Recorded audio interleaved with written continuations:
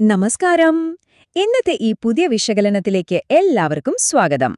ഇന്ന് നമ്മൾ സംസാരിക്കാൻ പോകുന്നത് ആഗോള സാമ്പത്തിക ശാസ്ത്രത്തിലെ രണ്ട് വമ്പന്മാരെക്കുറിച്ചാണ്. സ്വതന്ത്ര വ്യാപാരവും അതുപോലെ സംരക്ഷണവാദവും, അതായത് ഫ്രീ ട്രേഡ് ആൻഡ് പ്രൊട്ടക്ഷനിസം.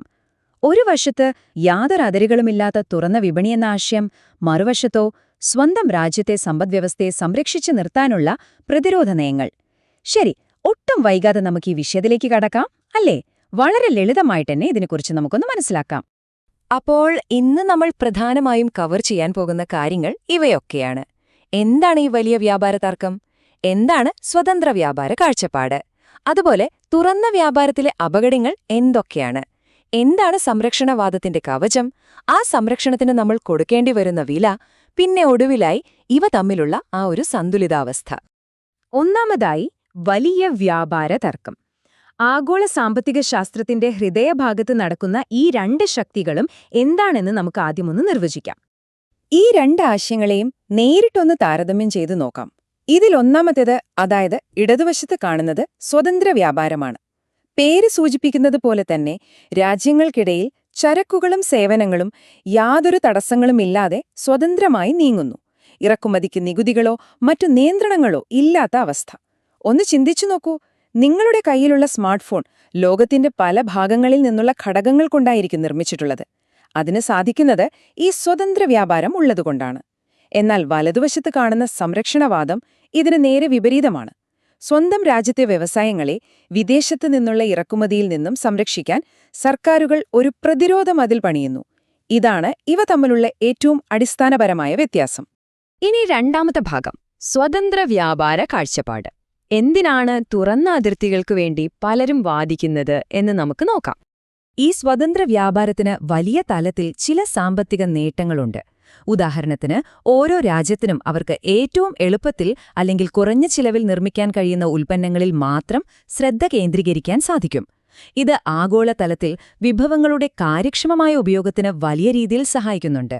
പോരാത്തതിന് പുതിയ പുതിയ ടെക്നോളജികൾ രാജ്യങ്ങൾക്കിടയിൽ എളുപ്പത്തിൽ കൈമാറ്റം ചെയ്യപ്പെടുകയും അതുവഴി ഉൽപ്പാദനവും തൊഴിലവസരങ്ങളും വർദ്ധിക്കുകയും ചെയ്യും.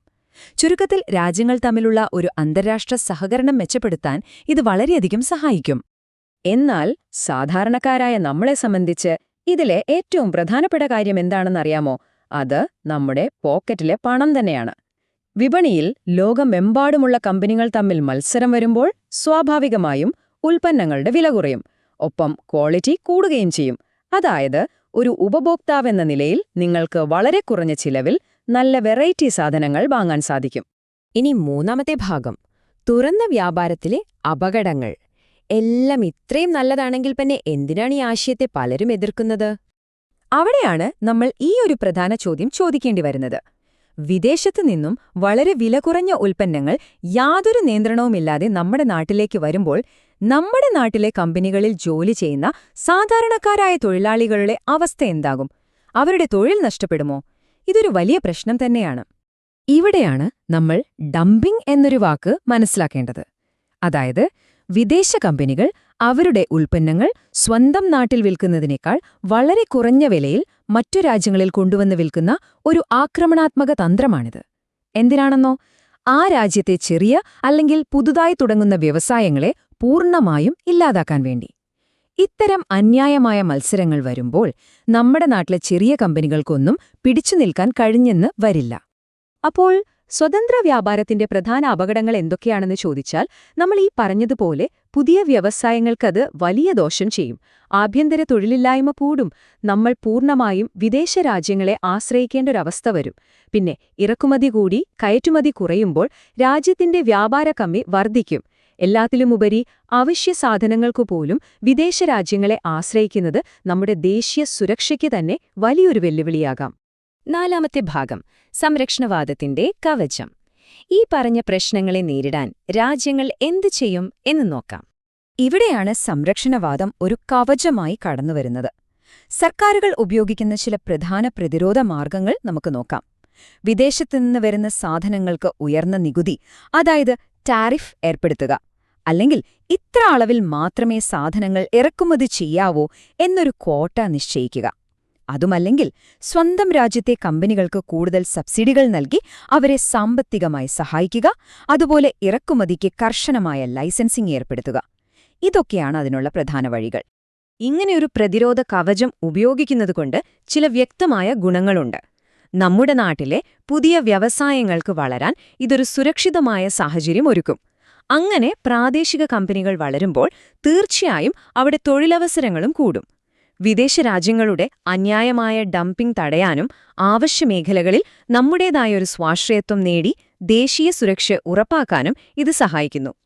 ഒപ്പം ഇറക്കുമതി കുറയുന്നതോടെ രാജ്യത്തിന്റെ വിദേശ നാണയശേഖരം സംരക്ഷിക്കപ്പെടുകയും ചെയ്യും. അഞ്ചാമത്തെ ഭാഗം, സംരക്ഷണത്തിന്റെ വില. ഈ സാമ്പത്തിക മതിലുകൾ പണിയുമ്പോൾ അതിന് നമ്മൾ കൊടുക്കേണ്ടിവരുന്ന വലിയൊരു വിലയുണ്ട്. അതെന്താണെന്ന് നമുക്കിനി പരിശോധിക്കാം. ഈ സംരക്ഷണവാദം എന്ന് പറയുന്നത് പലപ്പോഴും ഒരു തുടർച്ചയായ പ്രത്യാഘാതങ്ങൾക്ക് കാരണമാകാറുണ്ട്. ഒന്ന് ചിന്തിച്ചു നോക്കൂ, നമ്മൾ നമ്മുടെ പ്രാദേശിക വിപണിയെ സംരക്ഷിക്കാൻ അതിർത്തികൾ അടയ്ക്കുമ്പോൾ വിദേശരാജ്യങ്ങൾ വെറുതെ നോക്കിയിരിക്കുമോ? തീർച്ചയായും ഇല്ല. അവർ അവരുടെ വിപണികളിൽ നമ്മുടെ ഉൽപ്പന്നങ്ങൾക്കും സമാനമായ നിയന്ത്രണങ്ങൾ ഏർപ്പെടുത്തും. പരസ്പരമുള്ള ഈയൊരു തിരിച്ചടി യഥാർത്ഥത്തിൽ ആഗോള വ്യാപാരത്തെ ആകെ തളർത്തുകയാണ് ചെയ്യുന്നത്. ഇതിലെ ഏറ്റവും സങ്കടകരമായ കാര്യം എന്താണെന്ന് വച്ചാൽ, ഇതിന്റെയൊക്കെ ആത്യന്തികമായ നഷ്ടം സഹിക്കേണ്ടിവരുന്നത് നമ്മളെപ്പോലെയുള്ള സാധാരണക്കാരായ ഉപഭോക്താക്കളാണ്. പുറത്തുനിന്നുള്ള മത്സരം ഇല്ലാതാകുമ്പോൾ നമ്മുടെ പ്രാദേശിക കമ്പനികൾക്ക് കാര്യക്ഷമത കുറയാൻ സാധ്യതയുണ്ട്. അവർ ഉൽപ്പന്നങ്ങളുടെ ക്വാളിറ്റി കൂട്ടാനും വില കുറയ്ക്കാനോ വലിയ താൽപ്പര്യം കാണിക്കില്ല. അവസാനം കഴിവുകേടിന്റെ മുഴുവൻ ഭാരവും താങ്ങി ഉയർന്ന വില കൊടുത്ത് സാധനങ്ങൾ വാങ്ങാൻ നമ്മൾ നിർബന്ധിതരാകും. ആറാമത്തെയും അവസാനത്തെയും ഭാഗം, സന്തുലിതാവസ്ഥ.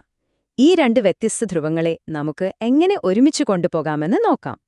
നമ്മൾ ഇതുവരെ കണ്ട കാര്യങ്ങളെ ഒന്ന് ചുരുക്കി പറയാം. ഒരു വശത്ത് സ്വതന്ത്ര വ്യാപാരം നവീകരണവും സാമ്പത്തിക വളർച്ചയും ഉറപ്പാക്കുന്നു. മറുവശത്ത് സംരക്ഷണ നയങ്ങൾ രാജ്യത്തെ തന്ത്രപ്രധാനമായ വ്യവസായങ്ങളെയും സാധാരണക്കാരുടെ തൊഴിലിനെയും കാത്തുസൂക്ഷിക്കുന്നു. സത്യത്തിൽ ഇതൊരു ശരിയോ തെറ്റോ എന്ന രീതിയിൽ കാണാൻ കഴിയില്ല. യഥാർത്ഥ സാമ്പത്തിക വികസനത്തിനു വേണ്ടത് ഈ രണ്ട് നയങ്ങളുടെയും നല്ല വശങ്ങളെ കൃത്യമായി സമന്വയിപ്പിച്ചുകൊണ്ടുള്ള ഒരു സന്തുലിതമായ വ്യാപാര നയമാണ്. അതൊരു ബാലൻസിംഗ് ആക്ട് തന്നെയാണ്. ഈയൊരു ചെറിയ ചിന്തയോടെ നമുക്ക് ഇന്നത്തെ ഈ വിശകലനം ഇവിടെ അവസാനിപ്പിക്കാം. സാമ്പത്തിക ശാസ്ത്രം എന്നത് വെറും പുസ്തകങ്ങളിലെ വലിയ വലിയ സിദ്ധാന്തങ്ങൾ മാത്രമല്ല കേട്ടോ, അത് നമ്മുടെ ദൈനംദിന ജീവിതം തന്നെയാണ്. ഇപ്പോൾ നിങ്ങൾ നിങ്ങളുടെ മേശപ്പുറത്തേക്കൊന്ന് നോക്കൂ. നിങ്ങളുടെ ഫോൺ, ലാപ്ടോപ്പ് അല്ലെങ്കിൽ നിങ്ങൾ ധരിച്ചിരിക്കുന്ന വസ്ത്രങ്ങൾ, ഇതിലെത്ര സാധനങ്ങൾ ആഗോള വ്യാപാരമുള്ളതുകൊണ്ട് മാത്രം നിങ്ങളുടെ കയ്യിലെത്തിയതാണ്? ഒരുപക്ഷേ പൂർണ്ണമായ സംരക്ഷണം മാത്രമായിരുന്നെങ്കിൽ ഈ സാധനങ്ങൾക്ക് നിങ്ങൾ എത്ര മടങ്ങധികം വില നൽകേണ്ടി വരുമായിരുന്നു എന്നൊന്ന് ചിന്തിച്ചു നോക്കൂ. തീർച്ചയായും ഈ വിഷയം നിങ്ങളെ കൂടുതൽ കാര്യങ്ങൾ അന്വേഷിക്കാൻ പ്രേരിപ്പിക്കുമെന്ന് ഞാൻ കരുതുന്നു. ഈ വിശകലനം ശ്രദ്ധിച്ച എല്ലാവർക്കും വലിയൊരു നന്ദി. നമുക്ക് വീണ്ടും കാണാം.